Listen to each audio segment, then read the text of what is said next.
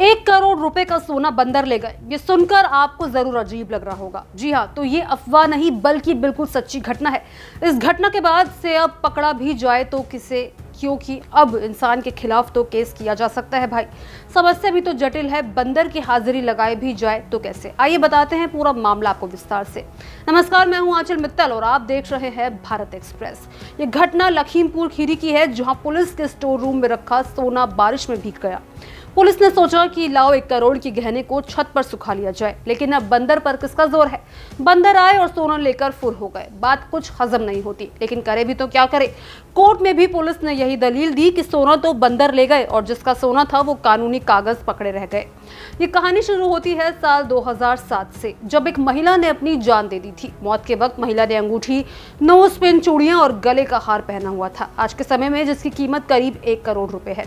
मौत के बाद दहेज प्रताड़ना का केस बना था, तो वही आरोप मृतका के पति मुदित अग्रवाल और ससुराल वालों पर लगा था। पोस्टमार्टम के बाद महिला के शरीर में जितने भी गहने थे उसे पुलिस थाने के स्टोर रूम में रख लिया गया।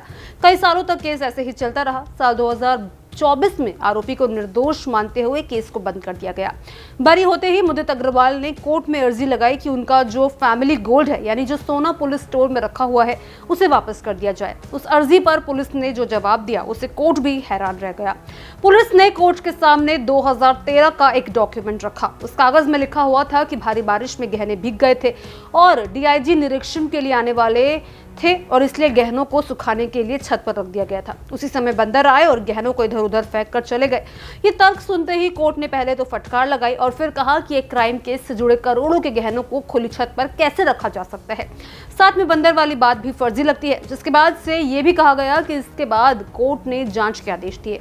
साथ में कहा गया कि मुदित अग्रवाल को गायब हुए गहनों की भरपाई दी जाए। पुलिस ने बताया कि सोना साल 2007 से लेकर 2009 के बीच में गायब हुआ और उस वक्त चंद्रिका प्रसाद और रामबख्श पाल स्टोर रूम के इंचार्ज थे और अब दोनों की ही मौत हो चुकी है, इसलिए मामला लटका पड़ा है। इसी रिपोर्ट के आधार पर जनपद न्यायाधीश महोदय ने एक ऑर्डर पारित किया और उसमें यह लिखा कि ये बंदरों की बात बताई जा रही है, ये समझ से परे है। इसलिए पुलिस अधीक्षक तक को कहा गया कि दोषी पुलिसकर्मियों को पता लगाते हुए विभागीय जांच करते हुए उनके खिलाफ कार्रवाई की जाए।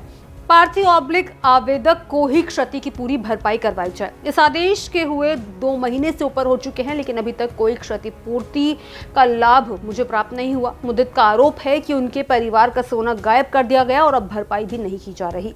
साथ ही ये आरोप लगाया गया कि उस समय के स्टोर रूम इंचार्ज के नाम भी गलत बताए जा रहे हैं। कुल मिलाकर इस केस में अभी तक पीड़ित को कोई कंपनसेशन नहीं मिला है। लाखों का माल पुलिस थाने से ऐसे ही गायब हो गया और किसी के पास कोई जवाब ही नहीं है।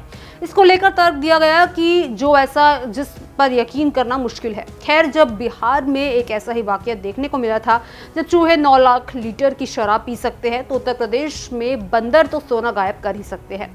अब आपकी इस पूरे मामले को लेकर क्या कुछ राय है? क्या आपको लगता है कि पुलिस जो तर्क दे रही है वो ठीक है या फिर वो कहानी बना रही है? कमेंट बॉक्स में हमारे साथ जरूर शेयर करें। साथ ही इसी तरह की तमाम खबरों के लिए हमारे चैनल को जरूर सब्सक्राइब करें।